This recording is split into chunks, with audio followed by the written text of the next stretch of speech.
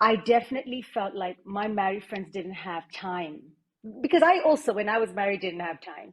So I needed single friends that I could do single things again because now you're not married. So I think that's important, and having friends to Yeah. do those things with are great. But dating apps are not bad. Don't knock them.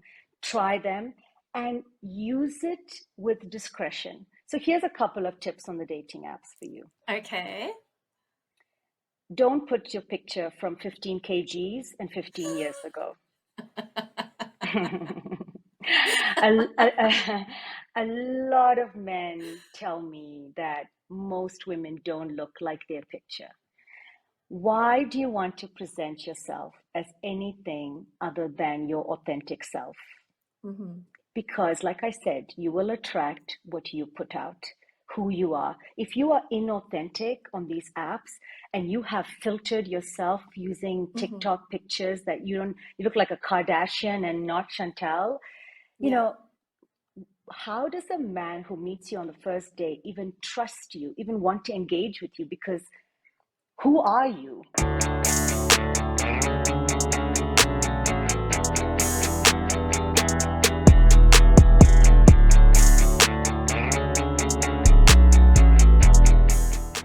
Hi, and welcome back to Blending and Mending. Today we have Marlyn Jose with us, and Marlyn and I go back so many years ago, worked together in corporate. A good friend of mine, a mom of a beautiful 13-year-old girl that is a copy and paste of her mommy. And as Marlyn has shared as part of the positioning of this video and why she agreed to join today, is that she is divorced. She's walked this journey and she wants to share parts of her story with us. So, Marlyn, thank you so much for being here today. It's an absolute pleasure, Chantel. I mean, I'm so excited to actually see you. And Yes, yeah, me I think, too. and I think we're going to have a really good conversation. I think what you're doing in terms of this podcast is so important. I think so many women and men, in fact, navigate divorce and life after divorce without any real guidance, in terms of Yeah, how to do it. So I think this is great. I didn't have it. I don't think you had it either. And we just had to, it was trial by fire, figuring it out. So, thank you for that validation. The topic today is a juicy one. So I'm excited for this topic because this is all about dating after divorce. And I mean, if we think about when we first got married and met our partners, whether it's in our early 20s, life looked very different then to what dating is today. So I'm going to throw you in the deep end, Moles, and I'm going to say, share your story and tell us what this is all about. Okay, so a couple of big things that I want to really highlight, and I navigated a lot of this. And if I look, on my own, and if I look back and I look at what I did, I wish I could slap myself. So my number one message to anyone who is considering starting to date after a divorce is heal your Oh, trauma. Otherwise, your romantic relationships will. So, if you don't go through your childhood traumas and unpack that, you will meet your parent in your mm, romantic relationship, and you will have to relearn those lessons until you heal yourself. So, I think so many of us, when you go back to our childhood, we've experienced some kind of a dynamic with our parent figures, whether they were overzealous and they pushed us to achieve yeah. academically, or they were very caught up in just survival mode and weren't really there or present for us as children. If we don't go through that and heal those parts of ourselves that needed that validation, you will end up attracting partners who will reflect back to you exactly what you missed in your childhood. How So, true. so number one advice, please do what you need to do. If you can get therapy, get therapy. If you can't afford therapy, there are amazing self-help books out there. There are amazing podcasts. There are amazing resources on TikTok, on Instagram. Hmm. Find those people that resonate with you and do the work. There is no shortcut to it. Yeah. You have to do the work. But what's That's interesting number with one. that, but it's because the triggers keep coming through, right? So if we don't go back and sort that out, and like you're saying, heal ourselves and our trauma, you're going to constantly bump up against that in relationships and in life. So, they say that, children need this 5 A's that they need in order to have a secure attachment as well as a healthy ego and self-esteem. The 5 A's are attention, Hmm. acceptance, appreciation, affection, and to be allowed the freedom to live in accord with your deepest wish and desires. Those are the 5 A's. And unless you are from some, parallel universe, I can tell you that 99.9% of us walking around the earth as adults did not receive all of these things. Hmm. And so when you never received some of that, exactly like you said, that is the blueprint of our early bonding, our what love was supposed to look like and what love did look like for us. So if we didn't receive that, you will 100% find people that either don't give you the attention that you need, don't give you the acceptance that you want, don't appreciate you for who you are not affectionate or emotionally withhold from you, or in some ways end up being quite controlling. Yes. you know so This is a that's podcast in its own, Marlon. Because there is so much here. Yeah. Mhm. And then I think the second thing, once you've kind of unpacked all of that and you've done your work, is be very clear who you are. Who you were when you got married is not who you are now. And so get very specific about your values, your core beliefs now, what it is that you want from life. And then you will attract what you are. You don't attract what you want. So, one, get really clear on you, your Yeah. likes, your dislikes. And you know what, when we're married, you kind of learn some of this. You would have initially, maybe you met someone who was a complete free spirit, and you were this A type, and you thought, oh, opposites attract and this is going to be great. And then you end up married to them and you're like, this No. is crazy, what am I doing? This does not work. And then you realize, okay, I do not want that much of a free spirit, for example. And so you also have to tweaking what you are attracted to, because you now know what practically works in a day-to-day Hmm. relationship for a healthy dynamic. And especially if you want children, you now know what kind of a co-parent you need. The Oh, bad wow. boy on the motorbike was great to date, not so great to be married to. you know when you need help in the kitchen and groceries and school pickups Yeah. and drop-offs. Yeah. So yeah, I think, just know what your must-haves are and what your deal breakers are. So before you start dating, just at least know four, five, it doesn't have to be more than that, 4 or 5 things that you must have, Hmm. and 4 or 5 things that are your deal breakers. That will help you navigate who you meet and how quickly you filter them before you Hmm. move on.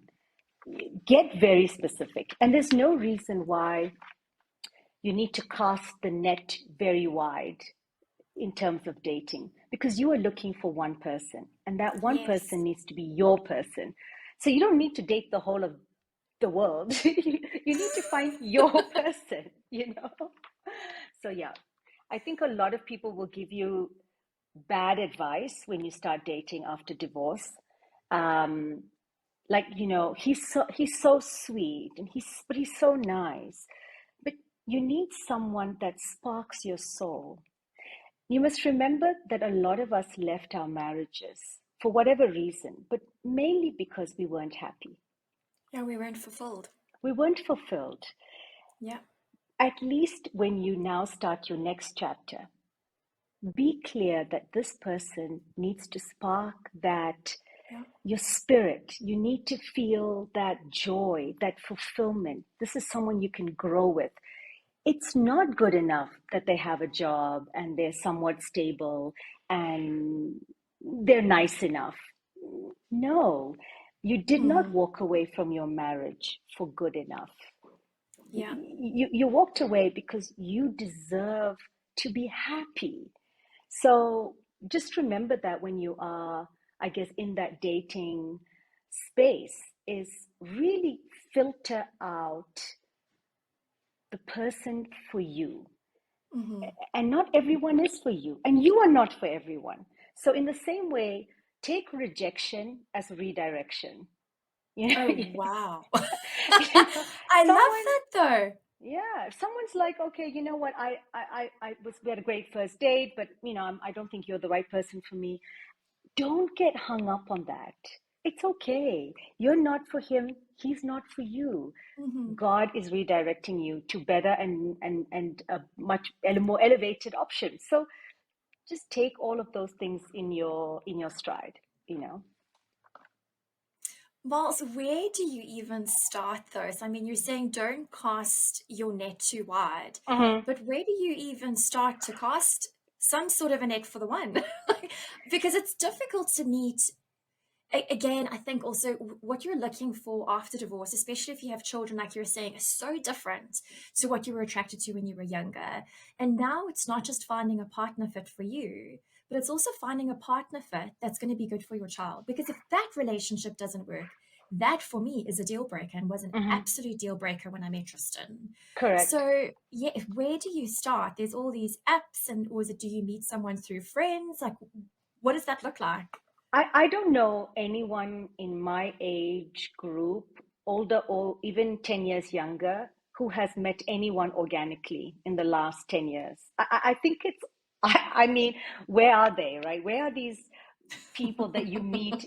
When we were in our 20s, we never had dating apps. We met everyone organically. We met Yeah. them in bars, in restaurants, in coffee shops, when we were in university, most probably. So it was easier because we were at a different stage in our lives. Yes. I think that dating apps are great. And I know that a lot of people don't agree with me, but I think it's a great tool to find what you're looking for because you can be quite specific in terms of age, in terms of geographic location. You can even be quite specific in terms of how you filter people, right? So Mm-hmm. you are matching against what you want. So it's much easier, I think, to find someone on the dating apps. Um, but I will say this: when you are single, enjoy being single. And when I say enjoy being single, a lot of us compromised a lot in our marriages. I mean, how many Saturdays did we watch the Rugby Curry Cup or Test cricket or Grand Prix? And, we didn't really want to. I would have much rather Yes. have done something else. Now is your time to claim you back, claim your hobbies back, claim your joy back, claim the things that you always wanted to try, whether it's an art class or a cooking class or a language course or going for a hike. Do Yeah. those things that you kind of denied yourself because either you were a full-time mommy and all your time was consumed by being a parent and a wife, and you were fulfilling all of these roles, being a career person. If you're lucky enough post divorce and you have somewhat of a healthy co-parenting relationship with your ex, you will find that you now have time, in your space that you never had before. I'm saying to women, utilize that space, utilize that time to find the things that you're passionate about again.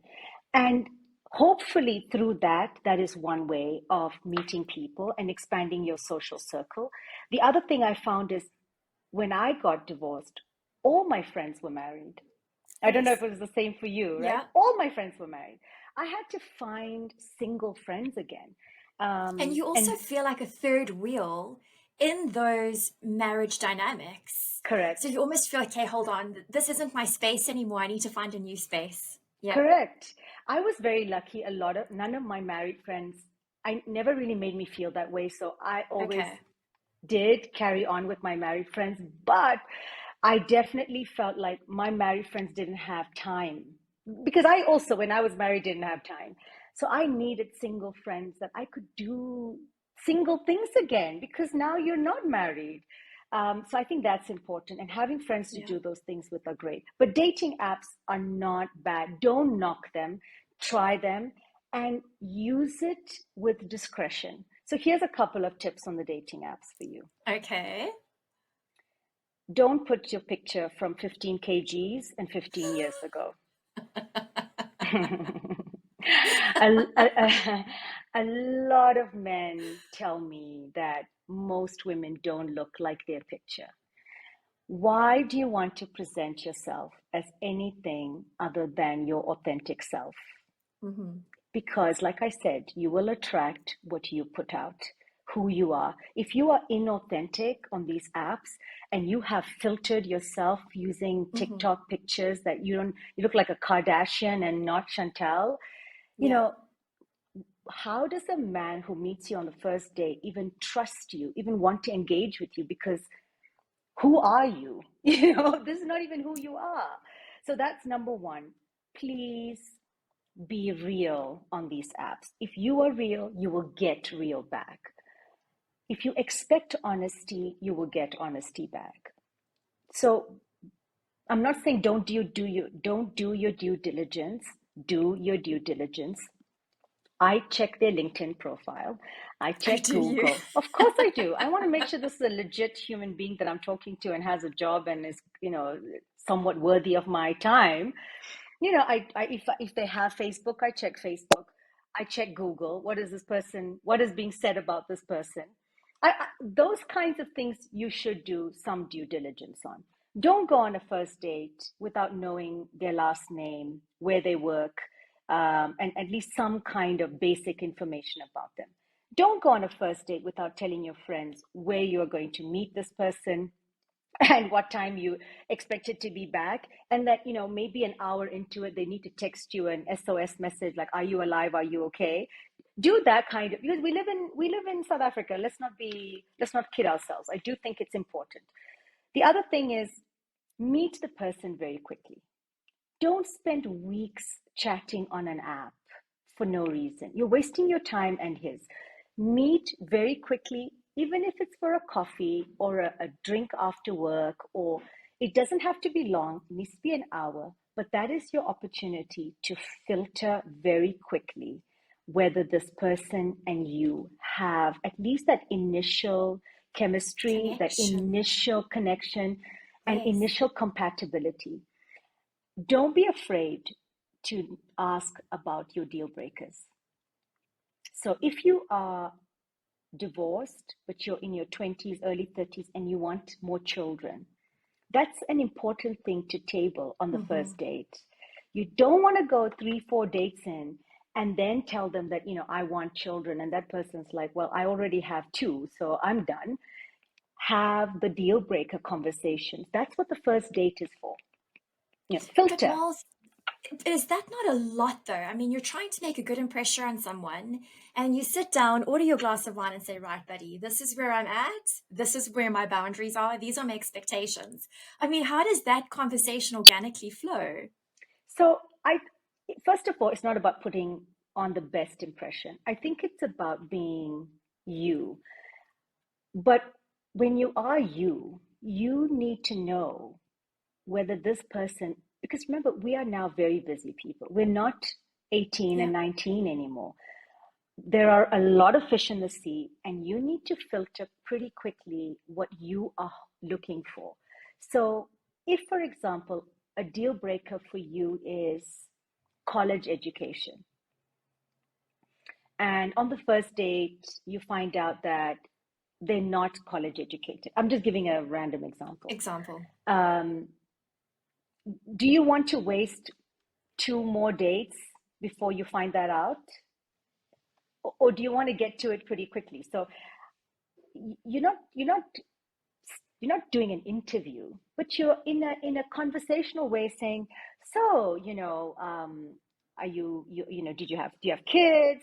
Oh, yes. And oh, have you ever, like, would you think about having more Okay. kids? You're not like, here's my Here's my checklist. list. Yes, no, thank you. It's just got to Yeah. flow in a nice kind of organic way, but you have to get to what you're looking for pretty quickly. I'm just saying, don't waste too much time. Yes, it makes, and the thing is, we don't have time to waste, right? Like you're saying, we're busy, there's careers, it's our children, our families, we have our own lives that we're living. Correct. So, yeah, I love that approach. If we need to link back now to you've gone on a date, you've met someone, there's a connection. How long do you date this person for before you potentially introduce them to your children? Because this is a sticky situation, and I don't know if there's a right or a wrong. I feel quite strongly that there is a Mm, time frame. There needs mm-hmm. to be a time frame. You can't Correct. just be introducing your children to every second person who's walking in and out of your life. Um, but what does that look like? So that's a very interesting thing. And I think that for me, I have a 90-day rule. And 90 days for me is an observation period. I, I I love am you so much. I am observing you. I am seeing who you are. I'm seeing whether the things that you say align with the things that you do. I am seeing if there's consistency. I am I'm looking and watching and learning. I'm not I'm not negotiating anything with you at this stage. I'm not putting in really, I'm not putting in any kind of conditions at this stage, but I want to see who you are. I want to see you in different situations. I want to see how you react to certain things. I will put boundaries in. I will say no. And I want to see how you respond to my no. Because a no is a full sentence. And you can very quickly filter those that cannot handle a no, because those are people that are controlling. And that's a deal breaker for me. That kind of Okay. thing you can't pick up on a first date. That's the kind of thing you pick up, in month two, sometimes three. Okay. So it is, for me, a period of watching, seeing, learning, whether this person aligns with me, what I want. Can this person fit into my life? Now, I'm quite sticky about the 90 days. I think 90 days is a pretty good litmus test for people. But I have a lot of friends who will not introduce their children to this partner until they've met 6 months, even a year. Mm-hmm. I Mm-hmm. have a different theory on that, and that is, if the children getting along with your partner is a bigger deal, then you've wasted a year of your time. You've wasted a year of your life, because if they don't get along, then what are you going to do? Or if they have kids and you have kids and the kids don't get along, what are Yes. you going to do? So you've got to get very clear about, like I said, that's why I said right from the beginning, get clear about what you want, what your red flags are, what your deal breakers are, so that as you date, you're navigating through those things. 3 Mm-hmm. months for me is not a huge waste of time if this is someone that I actually enjoy spending time with and I'm getting to know and I'm liking this, energy between us. And then I introduce to my child. I haven't wasted a year. It's 3 months. It's okay. I still was having a good time. But 3 months, I think, is for me when I would at least have one interaction with my child, um, in a more kind of casual setting, not necessarily saying this is my Yes. boyfriend, but Yes. where there's kind of a group activity or it's with your other friends, because you just want to Neutral space. neutral space, you want to Yes. gauge their interaction. I wouldn't wait. I mean, I have many friends who have done that, waited a year, and it's worked out great for them. But personally, I think that a year is too long, because Okay. No, that's you're fully interesting. committed, right? You 1 year, you're fully committed at that point. Okay. Now, if they don't get along, what do you do? And that's a tricky space to navigate because now your heart is dedicated to this person, right? And you feel Yeah, like you found your match and you've gone through the litmus test and everything that goes with it. That right. is a huge deal breaker. So I hear you. That's great advice. I think with Tristan and I, we really took our time. We only introduced the kids to each other, must have been between the 6 and 9 month mark. Mm-hmm. And then it was mommy's friend, daddy's friend. We would meet up at a play area. We would sit Mm-hmm. across from the table. We wouldn't hold hands. Mm-hmm. We Right. were so aware of the kids and we watched them in that dynamic before we introduced ourselves as we're boyfriend Boyfriend and and girlfriend. girlfriend. How do you guys feel about it? Right. So yeah, that's really cool. And again, it's different strokes for different folks. But for me, it is a hard no to meet someone for 2 weeks, have them in your child's life. That doesn't work. Reintroduce someone else again because there also needs to be consistency for your child. Absolutely. And I agree Where with that. do you tell your ex spouse that you've met someone, it's serious, and you're introducing them to your child? What does that process look like? Yes, if I'm introducing my child to a Mm-hmm. person, um, I would. That would be like at maybe a more of a 6 month period. The 3 month period is more to gauge the interaction, but 6 months for me is when you know that this is going to become something serious. And at that point, this is not just, your friend that they're meeting casually. You're Mm-hmm. now saying, this is my boyfriend. Also Yes. depends, Chantel, on the age of your kids. So, like my daughter is now 13, even pains me to say that, but I 13, can't believe that. I know, I know. But teenagers are more resilient. I don't think you need to tell your ex when you have, much more grown children about every person that you're dating.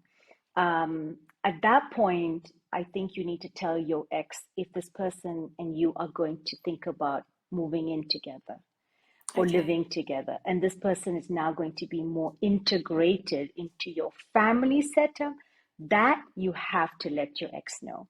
But Mm-hmm. if your kids are not very small, they're kind of between 10 and 15, and this is just someone you're dating, and you're serious about them, but you're dating. I mean, what does your ex need to know about that for? It's boundaries. Yeah. Yeah, they Yeah. don't need to know every person that's in your life. So I do think the age gap that you're talking about there is really important. Because I remember when Tyler started dating his girlfriend, they were together, I think, for about 4 to 5 months. And when I could tell things were quite serious and Mila had Mm-hmm. already met her. And Tyler didn't include me in that process. So he really did what he needed to do. And I trusted him, Mm-hmm. knowing that he wouldn't introduce Mila to someone unless he knew he wasn't ready. And I Correct. think it was the 5, 6 month mark. I then said to Ty, could I meet this woman? Could I meet her just to Right. see who Mila's spending time with? But I think it's because Mila, 6 years old, very different. Mm. And we had an incredible coffee session. It was so Yeah. awkward. But in the same time, it was just so cool to have that space together and to get to know the woman who is also spending time in Mila's life. And that was a big coffee session for me. I loved it. Yeah, I mean, my ex is dating someone for I think it's almost 2 years. I have never met Okay. her. Oh wow. I have never met her. I've asked to meet her. It's not happened. Okay. But he's grown, she's grown. They have their own It's different. dynamic. Yeah. Shreya seems to really like her. That's all that matters to me. Yeah. Shreya Agreed. seems to really like her. And as long as Shreya has a good relationship with her, I trust my ex to Yes. be making the right decisions when it comes to his love life. I have nothing to Yeah. do with it. I don't need to approve of her. I don't need to vet her. I don't even need to see her, to be honest. You know? So that was one of my questions, right? Is how do you deal with when your partner starts dating someone or your ex-partner starts dating? I mean, maybe it's also a timing thing, maybe it's a healing thing. Um, tell me about that for Mm, you. it's tough. I think it's very hard. No one leaves a marriage without regrets, really.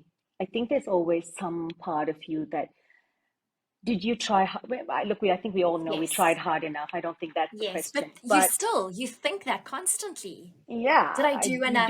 The Did what I do ifs. enough? Yes. You end you never married someone you didn't love, right? So there was something there, and when you see that person moving on, I think it always stings a little bit. I think it stings a little bit to see them with someone, or to watch them like move on, Yeah. especially if you haven't moved on first. It's always like who moves on first.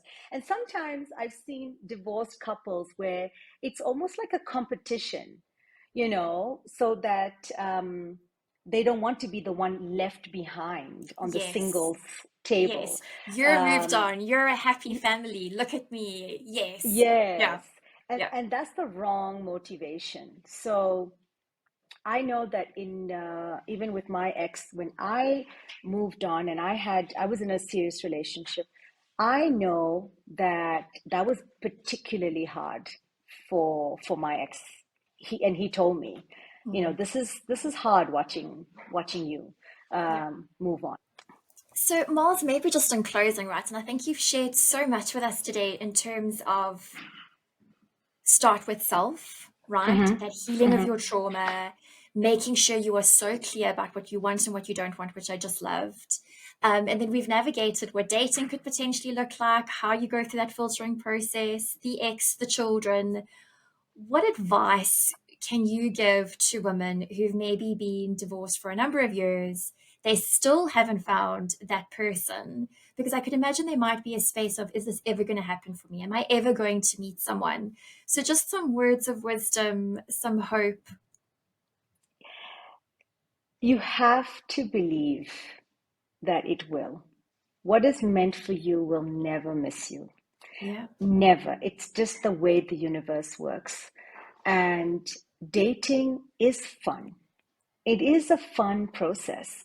Don't buy into that narrative that it's shameful to be dating in your 30s, in your 40s, in your 50s. This is your time. This is your time to be single, to be mingling, to have fun, to Yeah. meet different people, to see how you interact with them. It's all part of your learning journey, and everyone has their own journey. Don't compare yourself to people who, I look at you and Tristan, I think, oh my gosh, like look at that, like amazing. She met someone, he also has a kid, she has a kid, they came together, amazing. Like what what more could she have asked for? Why hasn't that happened for me? But just remember that you are a prize. You are the catch. When you're dating, don't ever get into that mode or that narrative of you are the one looking. Someone is looking for you. You just Mm-hmm. need to sit back, relax, enjoy your time, use the space and time and energy wisely, and allow yourself to be found by the right person. You don't need to be found by every guy in Johannesburg. You need to be found by your person. So, however long that takes, it will take the time it takes, you know. Thank you, Marlon. That's one of the things I've always loved about you is just your honesty, your views on life. I've always seen you as this woman who's just in this pursuit of happiness, but no bullshit in between, right? Like I know what I want, I know what I don't want. This is me. It's just yeah, I love you. So thank you so much. Thank you. Thank you so Thank much. you And for good luck being on with the everything. podcast. It was a Thank you. pleasure. Okay. Love you. Bye. Bye.